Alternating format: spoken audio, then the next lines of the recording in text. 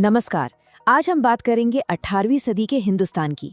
एक ऐसा दौर जब मुगल सल्तनत की पकड़ ढीली पड़ रही थी और हर तरफ बस उथल-पुथल मची हुई थी।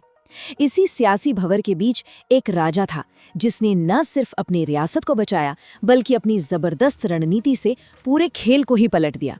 ये कहानी है आमेर के महाराजा सवाई जयसिंह की, एक ऐसे शासक की जिसका हर दांव शतरंज की एक सोची समझी चाल होता था। अच्छा, इस कहानी की शुरुआत होती है एक दिलचस्प किस्से से। एक युवा राजकुमार और उसके सामने हिंदुस्तान का सबसे ताकतवर और सख्त मिजाज बादशाह औरंगजेब। राजकुमार की हाजिर जवाबी ऐसी थी कि औरंगजेब ही मुस्कुराने पर मजबूर हो गया। और बस उसी एक पल ने उस राजकुमार को एक ऐसा खिताब दिया जो हमेशा हमेशा के लिए उसकी पहचान बन गया। तो आखिर वो कौन सी बात थी और कैसे एक राजकुमार जिसका नाम असल में विजय सिंह था, इतिहास में सवाई जयसिंह के नाम से मशहूर हो गया। चलिए उनके इस सफर को शुरू से समझते हैं। तो ये सवाई का मतलब क्या है? किस्सा ये है कि जयसिंह की चतुराई देखकर औरंगजेब ने कहा, ये तो अपने पुरखे मिर्जा राजा जयसिंह से भी सवाया है, मतलब सवा गुना बेहतर। और बस ये उपाधि उनके नाम के साथ ऐसी जुड़ी कि आगे चलकर जयपुर के हर राजा ने इसे अपने नाम का हिस्सा बना लिया। बात सिर्फ खिताब तक नहीं रुकी।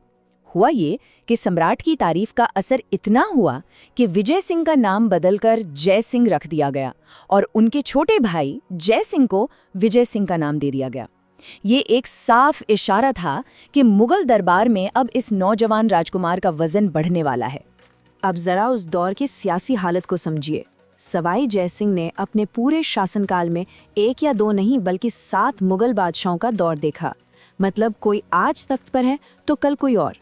जबकि उनके पुरखे मिर्जा राजा जयसिंह ने अपने 46 साल के लंबे कार्यकाल में सिर्फ 3 बादशाह देखे थे। साफ है कि जयसिंह को एक ऐसे राजनीतिक तूफान में अपनी नाव खेनी थी जहां कुछ भी स्थिर नहीं था। और वो तूफान आया साल 1707 में, औरंगजेब की मौत के साथ। दिल्ली के तख्त के लिए जंग छिड़ गई और इस जंग में जयसिंह ने एक ऐसा दांव खेला जिसने उन्हें सीधा अर्श से फर्श पे लापटका। जैसे ही औरंगजेब की आंखें बंद हुईं, उनके बेटों में तख्त के लिए खूनी लड़ाई शुरू हो गई। और ये सिर्फ दिल्ली की लड़ाई नहीं थी, इसकी आंच पूरे राजपूताना तक पहुंचनी तय थी और जयसिंह ठीक इसके बीचों बीच खड़े थे। इस लड़ाई में जयसिंह ने साथ दिया शहजादे आजम का, लेकिन किस्मत ने साथ नहीं दिया और आजम जंग हार गया। और मजे की बात देखिए, उनके सगे भाई विजय सिंह ने जीतने वाले शहजादे यानी मुअज्जम का साथ दिया था। ये एक ऐसी सियासी भूल थी जिसकी उन्हें बहुत बड़ी कीमत चुकानी पड़ी। नतीजा क्या हुआ? नए बादशाह बहादुर शाह ने सीधा आमेर पर ही कब्जा कर लिया। जयसिंह को गद्दी से हटा दिया गया और उनकी जगह उनके ही भाई को राजा बना दिया गया। यहाँ तक कि आमेर का नाम बदलकर इस्लामाबाद रख दिया। सोचिए, एक ही झटके में सवाई जयसिंह एक राजा से बेघर हो चुके थे। लेकिन कहते हैं ना, एक सच्चा रणनीतिकार हार से नहीं बल्कि अपनी अगली चाल से पहचाना जाता है। अपना राजपाट खोने के बाद जय सिंह ने वो कर दिखाया जिसकी किसी ने उम्मीद नहीं की थी। उन्होंने अपने पुराने दुश्मनों को अपना दोस्त बनाया और इतिहास की सबसे शानदार वापसी की बिसात बिछा दी। उनकी पहली चाल थी दुश्मन का दुश्मन दोस्त होता है। उन्होंने मारवाड़ के राजा अजीत सिंह से हाथ मिलाया, जिन्हें भी गद्दी से बेदखल कर दिया गया था। अब ये दोनों मिलकर पहुंचे उस वक्त की सबसे बड़ी राजपूत ताकत मेवाड़ के पास, मदद की गुहार लगाने। और यहीं से नींव पड़ी उस मशहूर देबारी समझौते की। इस समझौते की शर्तें बड़ी सीधी थी। मेवाड़ फौजी मदद देगा, लेकिन बदले में जय सिंह को मेवाड़ की राजकुमारी से शादी करनी होगी। और एक शर्त और थी जो बहुत अहम थी कि इसी शादी से जो बेटा पैदा होगा वही आमेर का अगला राजा बनेगा। ये एक ऐसी शर्त थी जिसकी वजह से आगे चलकर बहुत बड़ा बवाल होना था। और ये रणनीति 100% काम कर गई। तीनों रियासतों की मिलीजुली फौज ने 1709 में सांभर की लड़ाई में मुगल सेना को बुरी तरह हराया। और इस जीत के बाद सवाई जयसिंह ने एक विजेता की तरह उसी आमेर में दोबारा कदम रखा जहां से उन्हें निकाला गया था। उन्होंने अपनी गद्दी वापस हासिल कर ली। ये इस बात का सबूत था कि कूटनीति की ताकत कभी कभी तलवार से भी ज्यादा होती है। अपना राज्य वापस पाने के बाद जय सिंह रुके नहीं। अब वो सिर्फ एक राजा नहीं थे, बल्कि एक किंग मेकर बन चुके थे। एक ऐसा पावर सेंटर जिसकी मर्जी के बिना आसपास की रियासतों में पत्ता भी नहीं हिलता था। उनका असर हर जगह दिखने लगा था। भरतपुर में किसे राजा बनना है ये उन्होंने तय किया। बूंदी में गद्दी का झगड़ा उन्होंने सुलझाया। यहाँ तक कि जब जोधपुर और बीकानेर जैसी बड़ी रियासतें आपस में भिड़ी तो जयसिंह ने जिसका साथ दिया, जीत उसी की हुई। उनके इस बढ़ते हुए रुतबे को दिल्ली में बैठे मुगल बादशाह मोहम्मद शाह रंगीला ने भी पहचाना।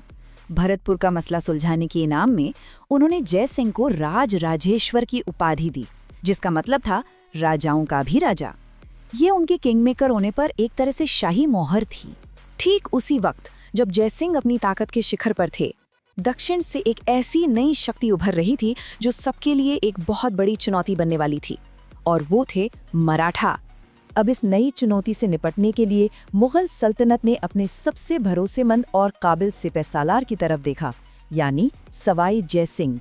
उन्हें एक बार नहीं, दो बार नहीं, बल्कि 3 बार मालवा का गवर्नर बनाया गया। मालवा जो उस वक्त मराठा ताकत के तूफान का सामना करने वाला पहला मोर्चा था। पर इस बार पासा पलट चुका था। 1715 में एक शुरुआती जीत तो मिली, लेकिन उसके बाद 1733 में मंदसौर और 1735 में रामपुरा की लड़ाइयों में उन्हें जबरदस्त हार का सामना करना पड़ा। अब ये एक कड़वी हकीकत थी जिसे मानना ही पड़ा। मराठा एक ऐसी ताकत बन चुके थे जिन्हें जंग के मैदान में हराना लगभग नामुमकिन था। ये बात जय सिंह अच्छी तरह समझ गए थे कि इस तूफान का सामना अकेले नहीं किया जा सकता। उन्होंने एक आखिरी कोशिश की, सारे राजपूत राजाओं को एक साथ लाने की। इसके लिए 1734 में हुरडा में एक बड़ा सम्मेलन बुलाया गया, लेकिन अफसोस राजाओं की आपसी खींचतान और निजी स्वार्थ में इस बड़े मकसद पर भारी पड़ गए और ये कोशिश पूरी तरह नाकाम रही। जब जंग के मैदान में बात नहीं बनी तो इस महान रणनीतिकार ने अपना तरीका ही बदल दिया। अब वो एक योद्धा की भूमिका से निकलकर पुराने मुगल साम्राज्य और नई मराठा शक्ति के बीच एक पुल, एक मुख्य वार्ताकार बन गए।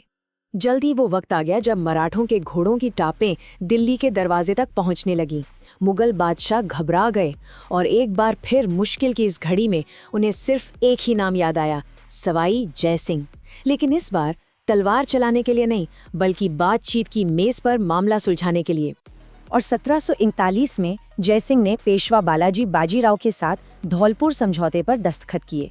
और विडंबना देखिए, इस समझौते के तहत उन्होंने वही मालवा का सूबा जिसकी हिफाजत के लिए उन्होंने कभी खून बहाया था, आधिकारिक तौर पर मराठों के हवाले कर दिया। ये एक योद्धा का, एक महान कूटनीतिज्ञ बनने का आखिरी सबूत था। तो सवाई जय सिंह की कहानी क्या सिखाती है? ये एक ऐसे शासक की कहानी है जिसने हार को जीत में बदलना सीखा, दुश्मनी के बीच दोस्ती के रास्ते बनाए, और जब तलवार की धार काम न आई तो बातचीत की ताकत को पहचाना। तो फिर उनकी असली विरासत क्या है? क्या वो एक बेजोड़ रणनीतिकार थे, एक जबरदस्त सर्वाइवर थे, या फिर एक माहिर किंग मेकर? शायद उनकी असली पहचान इसी में है कि वो वक्त की ज़रूरत के हिसाब से ये तीनों ही भूमिकाएं बखूबी निभाने में कामयाब रहे।